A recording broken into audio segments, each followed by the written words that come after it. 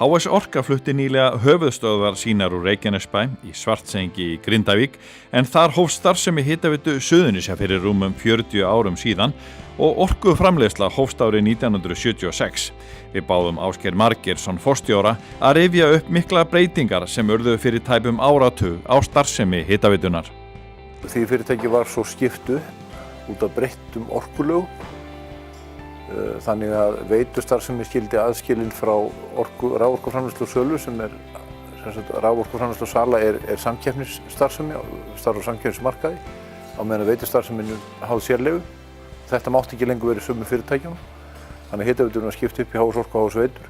Í framhaldi af uppskiptingunni sem átti sér stað raunverulega í lok árs 2008 þá var svona smám saman þróun á breytingu starfa innan beggja fyrirtækjanna.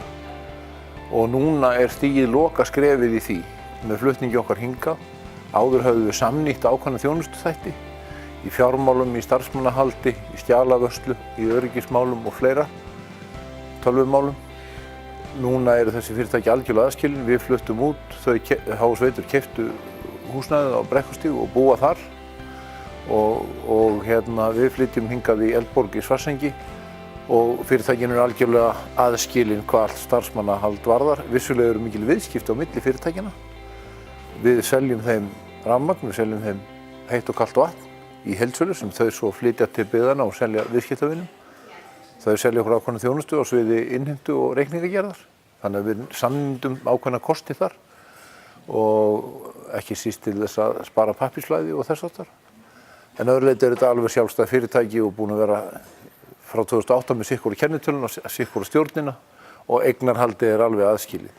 Í tengslu við þetta urðu líka breytingar á eignarhaldi þegar að ríkið á sínum tíma ákvað að selja hlut sinn í Hitaveitu Suðurnesja og það var mikil umræða að það var selt til einkaaðila, ekki bara það sem ríkið seldi sem voru jú bara 15% í Hitaveitunum sínum tíma, heldur vildu margir aðrir eigendur sem stöðnu sveitarfélög losa fé og selja sinn hlut. Á endanum hvað varðar HS Orku þá fór það svo að fyrirtæki varð allt selt, ekki bara til einkaaðila heldur til erlends aðila líka og það var mikið í umræðinu það að þegar Magma Energy á sínum tíma keypti stóran hlut í HS Orku. Magma sameinaðist síðan öðru félagi og úr varð fyrirtæki sem heitir Altera Power. Altera á í dag tæplega 2/3 í HS Orku. Samstarfið við þá og eignarhald þeirra hefur verið afar farsælt og gott og farnast fyrirtækjunum vel. Rúmur þriðjungur er hins vegar í eigu íslenskra lífeyrissjóða. Í félagi sem heitir Jarðvarmi, samlagshlutafélagi, eigu 13 lífeyrissjóða. Þar eru allir stærstu lífeyrissjóðir landsins eigendur sem í raun og veru þýðir að flest allir landsmenn hafa hag af velgengni í HS Orku. Við erum að hluta til í eigu fólksins þó það sé ekki í eigu ríkisins eða sveitarfélaga að drjúgum hluta. Samstarf hluthafanna hefur verið alveg frábært. Okkur hefur gengið vel. Við horfum björt fram á veginn. Það að flytja hingað í Eldborg gefur okkur ný tækifæri til að vinna við hliðina á þeim okkar starfsmennina sem reka orkuverin. Við nýtum saman matsalinn, hittumst oftar, tölum meira saman með óformlegum hætti. Okkur líður betur. Þetta er náttúrulega stórkostlegur staður með hraunið og Þorbjörn, náttúruna allt í kring. Við erum að leita nýra tækifæra. Nýjasta svona stóra dæmið í því er djúpborunarverkefni á Reykjanesi. Þar sem að við viljum, má svolítið segja forvitni, gá hvað er fyrir neðan jarðhitakerfið. Vísbendingar djúpborunar eru afar áhugaverðar, gefa fyrirheit að hugsanlega náu við stóru markmiðunum í verkefninu sem er að framleiða orku með minni umhverfisáhrifum og fyrir lægri kostnað. Það eru stóru málin. Þetta er fyrsta svona holan sem tekst með þessum hætti. Það mun byrja að koma í ljós á næsta ári þegar hún er búin að, fyrst erum við að kæla hana niður núna, svo láta hana hitna upp og förum svona kíkja svolítið í pakkan á næsta ári hvað hún mun hugsanlega gefa okkur. Við erum að vinna fjölmörgum öðrum verkefnum, við erum vissulega í undirbúningsferli fyrir hugsanlega jarðhitanýtingu í eldvörpum og við reynum að vanda í því og öll öðru sem við gerum mjög til verka. Það er ekki allir sáttu við allt sem við gerum hún grein fyrir því, skoðanir mega og eiga að vera skiptar, en það þarf að skiptast málefnalega á sjónarmiðum. Við erum ekki að virkja fyrir okkur, við erum að virkja fyrir samfélagið. Við notum ekki orkuna sjálf, við seljum hana öðrum, til dæmis rafmagni. og við erum að bregðast við þörfum samfélagsins. Það ekki okkar að ákveða hvað gert í landinu, hvers konar verksmiðjur eða starfsemi byggð, en það mikill uppgangur í samfélaginu. Öll hótelin sem verið að byggja, öll ferðaþjónustan og allt annað, öll starfsemi, allt á rafmagn og það vantar bara einfaldlega meiri raforku í landinu í dag. Við erum að leita aðeins fyrir okkur í vatnsafli líka og erum núna væntanlega í sumar að hefja framkvæmdir við fyrstu vatnsaflsvirkjunum okkar og erum að vinna að slíkum verkefnum á nokkrum stöðum á landinu. Við horfum til jarðhitanýtingar í Krýsuvík í framtíðinni líka. Við sjáum fyrir okkur nýtt afsprengi auðlindagarðsins þar með fjölþættri nýtingu og það vert að tala auðlindagarðinn sem alveg stórmerkilegt fyrirbæri. Auðlindagarðurinn ekki eitthvað svona vel skilgreint sem einhver á. Það samfélag 7-8 fyrirtækja í dag sem að samtals hafa í vinnu hjá sér hátt í 1000 manns. Samkvæmt skráningu í fyrra voru það 900 manns og þeim fjölgandi yfir 1000 á þessu ári. En hjá HS Orku, sem upphafið þessu öllu saman, starfa 60 manns. Efnahagsleg og samfélagsáhrif af þessu eru gríðarleg. Þetta eru mælanleg áhrif á útflutningstekjur þjóðarinnar. Þetta eru mælanleg jákvæð áhrif á atvinnustig, ekki síst hér á Suðurnesjum, til dæmis eftir að herinn fór og eftir hrun. Atvinnuleysi hefði einfaldlega verið meira ef auðlindagarðurinn hefði ekki verið kominn til. Stærsta einingin í auðlindagarðinum að sjálfsögðu Blálónið. En hér við hliðina á okkur eldsneytisframleiðsla hjá Carbon Recycling. Það hótel hjá Northern, það hátækni gróðurhús hjá Orf Líftækni. Það verið að byggja fiskeldi hérna fyrir vestan Grindavík, Matorku.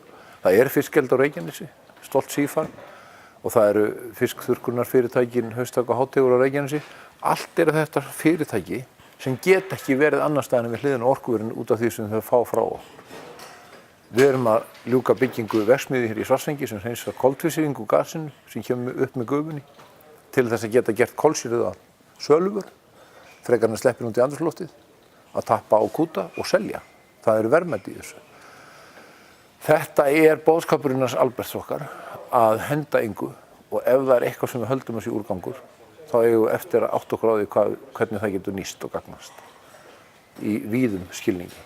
En endalaus orka til? Nei, það ekki svo. Það mikið vandaverk að nýta jarðhitaauðlindina með réttum hætti. Við höfum til dæmis á Reykjanesi áttað okkur á því að öll skref hafa ekki verið alveg rétt stigin. Við höfum séð örlítið minnkandi framleiðslu, en við höfum líka brugðist við og séð hann að vaxa aftur. Þetta hefur aðeins gengið í bylgjum. Við erum búin að vera að vinna á Reykjanesi 10 ár. Við erum ennþá á lærdómsferlinu þar ef svo má segja. Við erum að læra taktinn í jafnvæginu þar. Hérna í Svartsengi erum við búin að vera í 40 ár og erum fyrir löngu búin með þennan lærdómsferil og komin í stöðugt ástand í samhengi eða jafnvægi milli vinnslu annars vegar og niðurdælingar hins vegar að skila vökva aftur niður í kerfi. Það þarf alltaf að finna jafnvægi á hverjum stað. Lögmálin sem gilda hér í Svartsengi, þau gilda ekki öll á Reykjanesi. Hvert svæði hefur einstakan eiginleika og einstakan karakter og tekur svolítið tíma að læra á það. Það ekki svolítið sérstætt, þetta nú ekki langt frá. Jú, en það sérstætt, en það samt töluvert mikill eðlismunur. Jarðhitavökvinn hérna í Svartsengi 240 stiga heitur. Á Reykjanesi 300 stiga heitur. Hann miklu heitari, hann saltari. Þar jarðhitavökvinn með fulla sjávarseltu. Hérna í Svartsengi hann með 2/3 hluta af seltu sjávar sem þýðir að hann um það bil 2/3 sjór og 1/3 þá ferskvatn eða grunnvatn. Og efnasamsetningin önnur. Tæringar eru meiri á Reykjanesi en aftur á móti gasinihald minna. Þannig að þetta ekki það sama.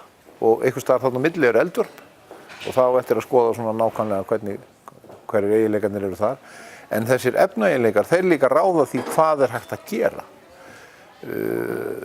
Blátt lón út á Reykjanesi yrði aldrei alveg eins og blátt lón í Svartsengi af því að efnafræði vökvans önnur.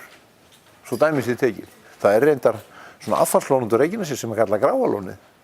En það bara affallslón. Það mikill kísill í vökvanum á Reykjanesi. Það verið að vinna skoðun á því að nýta hann. Það að segja hreinsa hann úr jarðsjónum og þar kemur ný söluvara.